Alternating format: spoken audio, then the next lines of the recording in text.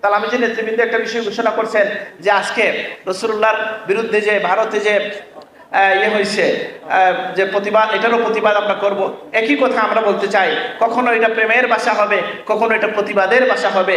দেখেন আমাদের প্রিন্সিপাল সাহেব এখানে ইশারা দিয়েছেন, এই যে মিলাদুন নবীর যে শিরোনাম, এই শিরোনামটা একটা নাম মাত্র, কিন্তু এর অধীনে আমরা সমস্ত দিন নিয়ে কথা বলি, আমাদের সমস্ত প্রয়োজন নিয়ে কথা বলি। আজকে আমি জিজ্ঞেস করি যে ঢাকা আমার বিশ্ববিদ্যালয়, ঢাকা বিশ্ববিদ্যালয় সহ সকল বিশ্ববিদ্যালয়ে যে নাতে রসুল হচ্ছে, কিছুটা প্রশ্ন থাকলেও কাওয়ালি হচ্ছে, নবীকে নিয়ে অনুষ্ঠান হচ্ছে, যদি কোনো একটা উপলক্ষ না থাকতো আমরা কি পারতাম? তাইলে এই উপলক্ষ, এই শিরোনাম উলামায়ে কেরাম কেন সৃষ্টি করেছেন?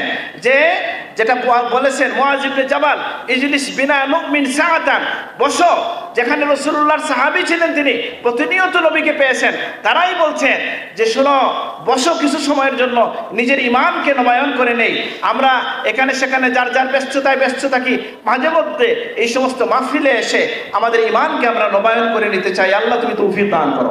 উনি বললেন যে আপনারা নামাজ রোজা এখন সবাই শিখছে, একটু যদি আপনারা হালাল হারামের কথা বলতেন। কেন বলছেন তিনি এই কথা? লম্বা বিষয়। যে দেখেন, যে মানুষ 30 দিন রোজা রাখে, আল্লাহর ভয়ে পানি খায় না, বা একটু লুকায়ও কিছু খায় না, এরকম লোক ঘুষ খায় আছে কিনা? এরকম লোক আছে কিনা যে দেশের টাকা অন্য জায়গায় পাচার করে দিচ্ছে, আছে কিনা? তাহলে আমাদেরকে রাসূলুল্লাহ থেকে আদর্শ নিতে হবে সব বিষয়ে। এখন যে আমাদের বর্তমান ধরেন এই পট পরিবর্তনের পরে আমরা যে বিষয়গুলো জানছি, যেটা আমরা ধারণাও করতে পারি নাই, যে দেশকে কি করা হয়েছে, খালি করে দেওয়া হয়েছে, এখানে আমরা রাসূলুল্লাহর আদর্শ উপস্থাপন করব। যে প্রিয় নবীর প্রিয় নাতি, যিনি কিনা একটা খেজুর তার মুখে দিছিলেন সাদাকার মাল থেকে, যেটা রাসূলুল্লাহর পরিবার খেতে পারেন না, প্রিয় নবী সাল্লাল্লাহু আলাইহি সাল্লাম তার নাতির মুখ থেকে ওই একটা খেজুর বের করে দিয়েছেন। সুবহানাল্লাহ। তাহলে আর আমরা কি করছি? যে জনগণের সম্পদকে নিজের পেটে পড়ছি, বরং শত জেনারেশন পর্যন্ত চলা যাবে এরকম আয়োজন করতে চাই। এগুলো মানসিক রূপ, এবং এটাকে প্রতিবিধান করার জন্য রাসূলুল্লাহর আদর্শের ছায়া তলে আমাদেরকে আসতে হবে। আল্লাহ আমাদেরকে তৌফিক দান করুন, আমিন। তো যেহেতু লম্বা বক্তব্যের সুযোগ নেই, আমি আবারও মনে করিয়ে দিতে চাই ওই কথা তালামিজের কর্মীদেরকে, যারা নতুন এসেছেন তাদের জন্য, যে শুনে রাখেন যে আমরা যে আওয়াজ দিয়ে রাসূলুল্লাহকে আজকে রাসূলুল্লাহর শুকরিয়া আদায় করব, আমরা এই বিশ্বাস রাখি যে নবীজি বলেছেন তুরাদু আলাইয়া আমালাকুম, তোমাদের আমল আমার কাছে পেশ করা হয়। যে রাসূলুল্লাহর জীবদ্দশায়, অর্থাৎ দুনিয়ায় এইনে হায়াতে থাকা অবস্থায় প্রিয় নবীকে মদিনার মানুষ যে ভাষায় সম্ভাষণ জানিয়েছিল, তালা আল বদরু আলাইনা, এই ভাষায় আমরাও রাসূলুল্লাহর জন্য আমাদের জবানকে ব্যবহার করব, যেন আমরা রাসূলুল্লাহকে বলতে চাই, ইয়া রাসূলুল্লাহ, ওই দিনে মদিনায় থাকলে আমরা ওইভাবে বের হয়ে আসতাম। তো এই জন্য আমরা আমাদের নিজের ঈমানকে জাগ্রত করার জন্য, নিজের আমলকে সুন্দর করার জন্য, নিজের পরিবার এবং সমাজকে সুন্দর করার জন্য প্রিয় নবী সাল্লাল্লাহু আলাইহি সাল্লামের অনুপম আদর্শের কথা আমরা আলোচনা করব।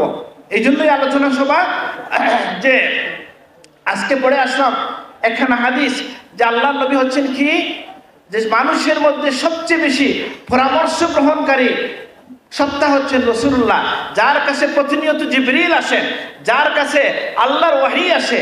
সেই নবী যদি মানুষ থেকে পরামর্শ গ্রহণ করেন, তাহলে আমরা যারা পরিবার চালাই, রাষ্ট্র চালাই, প্রতিষ্ঠান চালাই, এরকম লোক আছে না যে একটা পদে গেলে সেজন্য এখনকার যুগের মহারাজা হয়ে গেছে, এরকম লোক আছে না? আমরা সাফার করতেছি কিনা? এটা দেশ এটার জন্য সাফার করছে। এই জন্য আমরা কি করব? যে পরামর্শ গ্রহণ করব এই আদর্শ রাসূলুল্লাহ থেকে। আল্লাহর নবী তার অন্য উম্মতকে দেখলে কিভাবে রিসিভ করতেন, যে একজন উম্মত কিনা এসে দাঁড়ায় গেছে, বসার জায়গা পায় নাই, প্রিয় নবী তার মুবারক চাদর তার কাছে এটা থ্রো করেছেন, তাকে নিক্ষেপ করেছেন যে আমার চাদর বিছিয়ে তুমি বসে পড়ো। সুবহানাল্লাহ। প্রিয় নবী সাল্লাল্লাহু আলাইহি ওয়াসাল্লাম রাস্তা দিয়ে হেঁটে যাচ্ছেন, তখন শিশুদেরকে তিনি দেখলেন, তিনি যখন মাররাস আলাসিবিয়া, বাচ্চাদের কাছ দিয়ে তিনি যাচ্ছিলেন, তখন বাচ্চাদেরকে তিনি সালাম প্রদান করেছেন। সুবহানাল্লাহ। একজন আরবি এসে আমার নবীর সাথে কি করেছে, যে সে তো আদব কায়দা জানে না, নবীর চাদর ধরে টান দিছে, নবীজির গলার মধ্যে দাগ পড়ে গেছে। নবীজি বললেন কি চাও? বলছে আল্লাহ তোমাকে অনেক দিছেন, আমাকে একটু সম্পদ দাও। রাসূলুল্লাহ বললেন যে সে যতটুকু চায় তাকে দিয়ে দাও। সুবহানাল্লাহ। তিনি রেগে গেলেন না। এই জন্য আমাদের সব ক্ষেত্রে, রাগের ক্ষেত্রে বলি, কথা বলার ক্ষেত্রে রাসূলুল্লাহর সুন্নত আছে কি নাই? হ্যাঁ কি যে আমরা মৃদু স্বরে কথা বলবো, আমরা সত্য কথা বলবো, সত্যের পক্ষে থাকবো, আমরা একা হইলেও সত্যের পক্ষে থাকবো। আল্লাহ আমাদেরকে তৌফিক দান করুন, আমিন। তো আমি যেহেতু সময় কম, যারা এসছেন সকলকে মোবারকবাদ জানাচ্ছি। তাহলে আমি যে নেতৃবৃন্দ একটা বিষয় ঘোষণা করছেন যে আজকে রাসূলুল্লাহর বিরুদ্ধে যে ভারতে যে হয়েছে, যে প্রতিবাদ, এটারও প্রতিবাদ আমরা করব। একই কথা আমরা বলতে চাই, কখনো এটা প্রেমের ভাষা হবে, কখনো এটা প্রতিবাদের ভাষা হবে। আর আরেকটা কথা বলেই শেষ করছি, দেখেন আমাদের প্রিন্সিপাল সাহেব এখানে ইশারা দিয়েছেন, এই যে মিলাদুন নবীর যে শিরোনাম, এই শিরোনামটা একটা নাম মাত্র, কিন্তু এর অধীনে আমরা সমস্ত দিন নিয়ে কথা বলি, আমাদের সমস্ত প্রয়োজন নিয়ে কথা বলি। আজকে আমি জিজ্ঞেস করি যে ঢাকা আমার বিশ্ববিদ্যালয়, ঢাকা বিশ্ববিদ্যালয় সহ সকল বিশ্ববিদ্যালয়ে যে নাতে রসুল হচ্ছে, কিছুটা প্রশ্ন থাকলেও কাওয়ালি হচ্ছে, নবীকে নিয়ে অনুষ্ঠান হচ্ছে, যদি কোনো একটা উপলক্ষ না থাকতো আমরা কি পারতাম? তাইলে এই উপলক্ষ, এই শিরোনাম উলামায়ে কেরাম কেন সৃষ্টি করেছেন? যে যেটা বলেছেন মুআয ইবনে জাবাল, ইজলিস বিনা নুমিন সাআতান, বসো, যেখানে রাসূলুল্লাহর সাহাবী ছিলেন, তিনি প্রতিনিয়ত নবীকে পেয়েছেন, তারাই বলছেন যে শোনো, বসো কিছু সময়ের জন্য, নিজের ঈমানকে নবায়ন করে নেই।